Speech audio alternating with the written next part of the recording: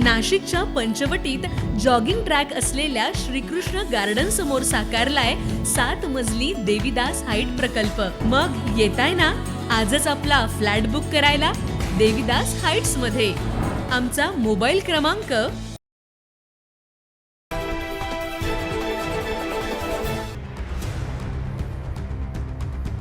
राहुरी विधानसभेचे दिवंगत आमदार शिवाजी कर्डिले आणि राज्याचे दिवंगत उपमुख्यमंत्री अजित पवार यांच्या निधनानं राहुरी आणि बारामती विधानसभेच्या जागा रिक्त झाल्या।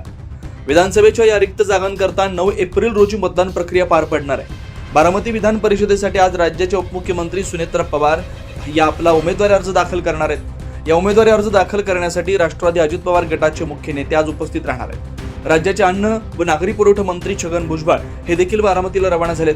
याआधी त्यांनी नाशिकमध्ये माध्यमांशी संवाद साधला। यावेळी त्यांनी राष्ट्रवादी अजित पवार गटामध्ये सुरू असलेल्या अंतर्गत कलहाबाबत सर्व गोष्टींची मीडियामध्ये चर्चा करण्याची आवश्यकता नाही, सुनेत्रा पवार यांच्या नेतृत्वाखाली आम्ही योग्य मार्ग काढणार असल्याचं सांगितलं।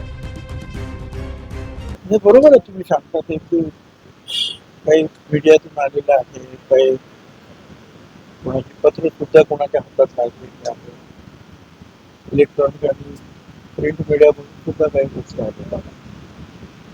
मला असं वाटतं की आम्ही ह्या सगळ्या गोष्टी मीडियात चर्चा करण्याची काही आवश्यकता ज्या आहेत त्या आम्ही घरात बसून ऑफिसमध्ये बसून तरी काही त्यांच्या नेतृत्वाखाली ह्या सगळ्या गोष्टीतून ज्या आहेत त्या मार्ग काढायचा शेवटी निर्णय त्या घेतली। परंतु बाकीच्या ज्या गोष्टी भाष्य न करता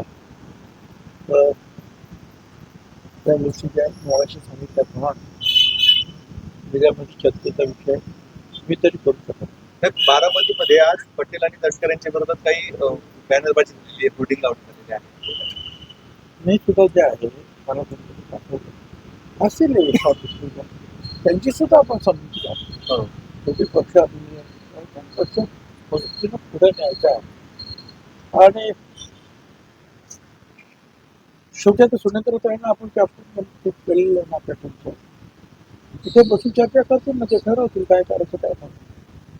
आपण कोणावर काहीतरी बोल लावण्यात अर्थ नाही आहे। मग सांगितलं चर्चा ज्या आहेत बाहेर जसं मीडियात होता कारण तिथं बाहेर सुद्धा या चर्चेच्या आहे कार्यकर्त्यांनी होणार त्याची काळजी फार बरं कसं आहे राजकारणामध्ये ते या सगळ्या गोष्टी एकमेकांमध्ये जे गटभेद असतात त्यामुळे काय कुठला हेतू आहे कुणाचा कुठला काय हेतू आहे समोर त्याच्यावर भाष्य करण्याला योग्य वाटत नाही। साहेब, राहुरीला देखील अशी पोटनिवडणूक होत आहे, तिथे आज अर्ज भरले जात आहेत। आपल्याकडनं अक्षय कर्डिले जे आहेत महायुतीचे उमेदवार म्हणून आहे, परंतु प्राजक्ता तत्पुरे हे अद्याप अर्ज भरायचा की नाही भरायचा त्या संभ्रमात आहे। खरं सांगायचं